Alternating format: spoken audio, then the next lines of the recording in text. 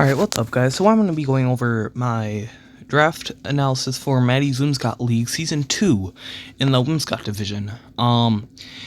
This is NatDeck's VGC Rank H, so it is all legendaries banned with some mythicals and some ultra beasts allowed.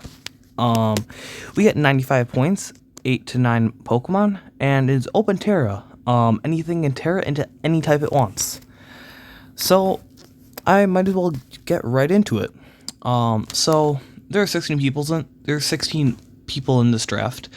Out of those 16, I managed to get picked 10, which isn't great. So by the time it got to me, there's a lot of great options gone.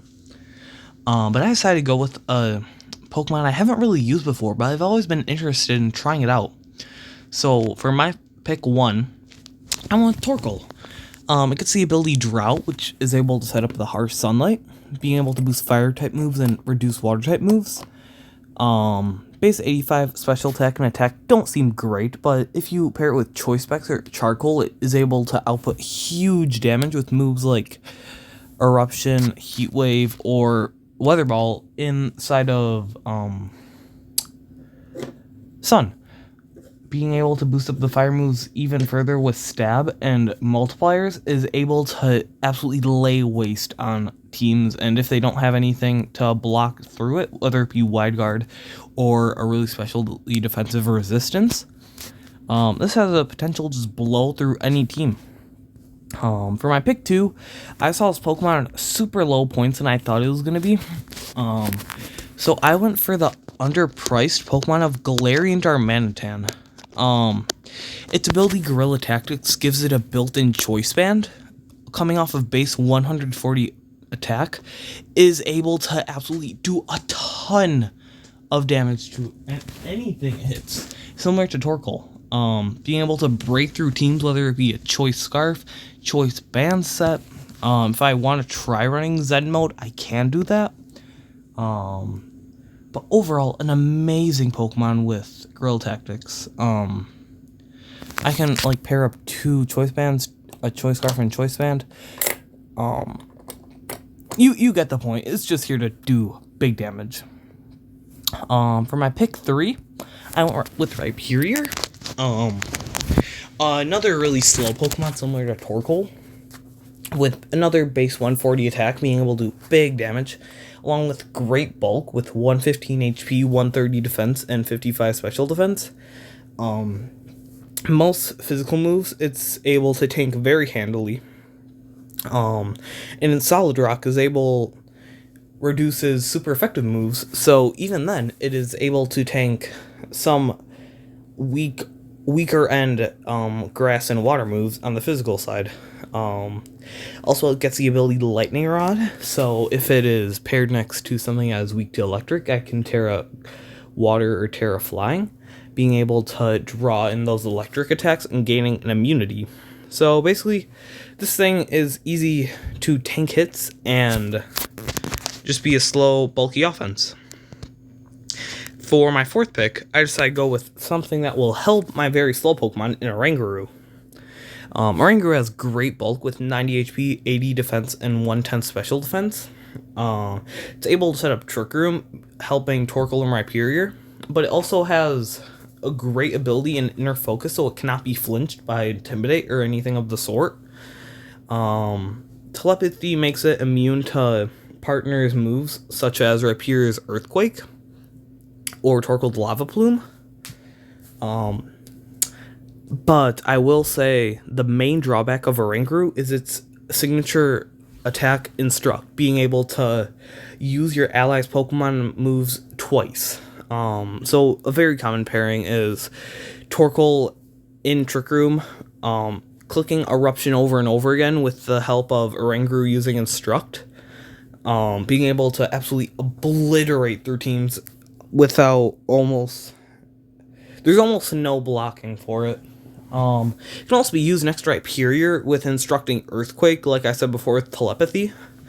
But that's a little bit less common. But overall, a super cool Pokemon to use. For my 5th pick, I decided to go with the very powerful Pokemon Bisharp. It got an evolution in King Gambit this generation, but that doesn't detract from how good it is as a standalone Pokemon.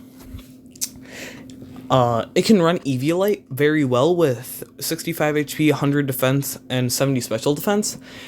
They don't look like super high stats, but with Eviolite multiplying them by 1.5, it actually makes them quite bulky if you invest in it. The main drawback of this is the ability Defiant. Being able to intimidate users if they want to try to intimidate either Glaring Darmanitan or Rhyperior, and it will give Bisharp an attack boost. Inner Focus is the same thing, being immune to Intimidate, but I'm also immune to flinching instead of getting the +2 attack. 125 attack is amazing. 70 speed is actually it feels really good since it's very usable in Trick Room and Tailwind. Speaking of Tailwind, which will lead us into our new mon, Jumpluff. So Jumpluff is mainly here for its ability Chlorophyll, being able to double its speed inside of Sun.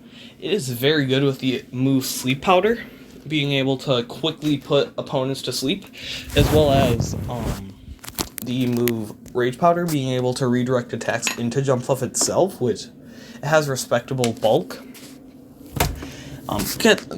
Another huge drawback is super fast Tailwind, being able to make Pokemon like Bisharp and Glaring Darmanitan super fast,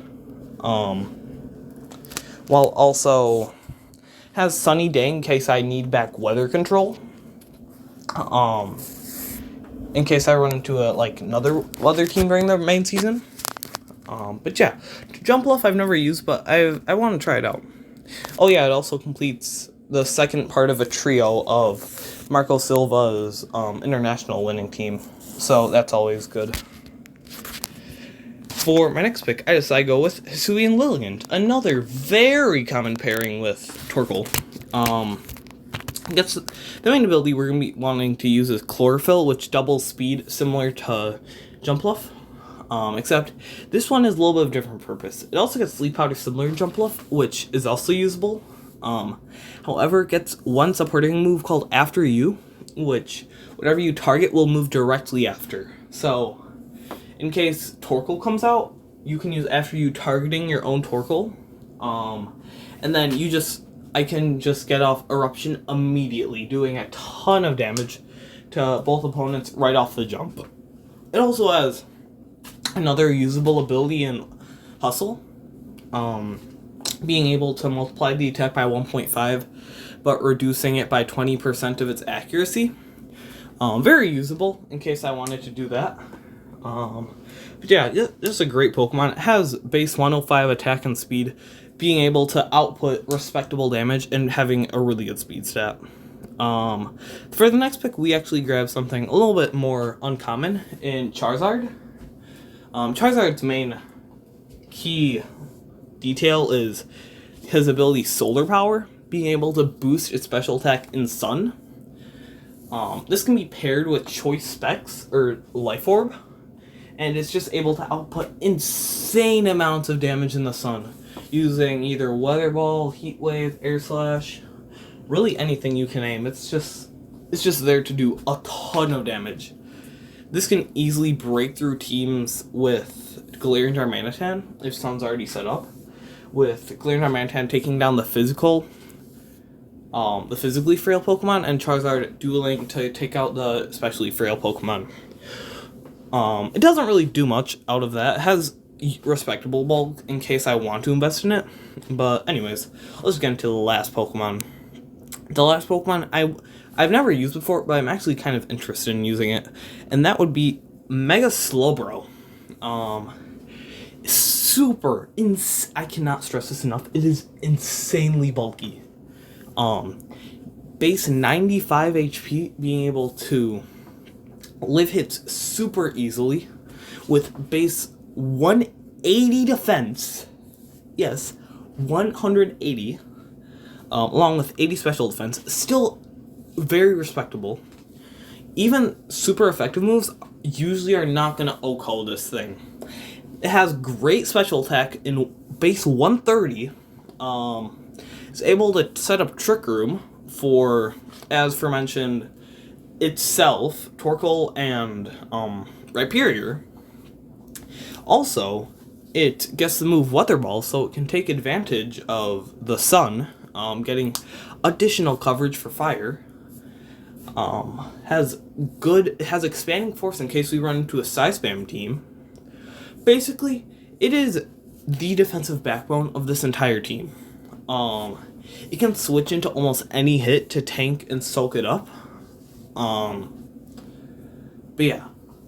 Okay, so this is my team for the second season of Maddie's Whimsicott League, Whimsicott Division for Hundo Hunters Draft. I am very proud of this team, and I am excited to see how it performs in this season. Very powerful Sun team, but yeah, I will see you guys later, and I will be uploading weekly battles. Yeah, see you later.